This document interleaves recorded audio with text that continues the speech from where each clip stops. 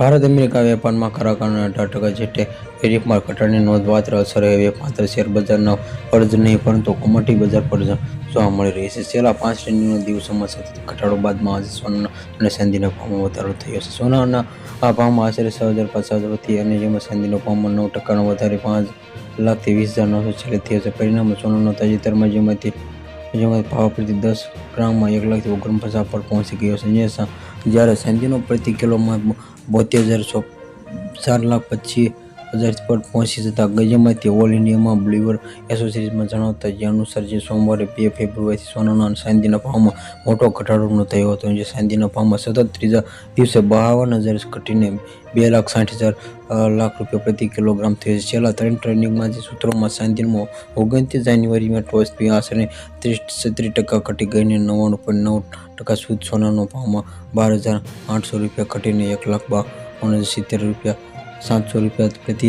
10 ગ્રામ થયો છે. આંતરરાષ્ટ્રીય બજારમાં સોના ચાંદીના ભાવમાં આંતરરાષ્ટ્રીય બજારમાં સોના ચાંદીના ભાવમાં જેમાંથી મોટો વધારો થવામાં કોમેલ છે અને મંગળવારે સવારે ટ્રેડિંગ દરમિયાન સોનાના ભાવમાં લગભગ $137 અથવા કે લગભગ 3% વધીને 4,789 પ્રતિ એસોસી પછી ચાંદીનો પણ વધારો જોવા મળશે 5%માંથી લગભગ જેમાંથી 81 પ્રતિ એસોસી સપાટી ઉપર ટ્રેડ થયો હતો.